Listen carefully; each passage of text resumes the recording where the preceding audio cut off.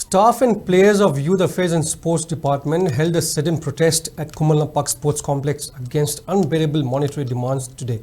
Taekwondo coach L. Meghabarna highlighted the challenges faced by the department, noting that despite having a small budget, YAS department plays a vital role in shaping youths into disciplined individuals and athletes.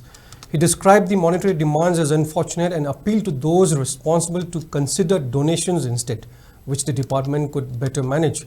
Meghabarna expressed concerns that if such demands persist, they might not be able to host the inter-school games scheduled for December.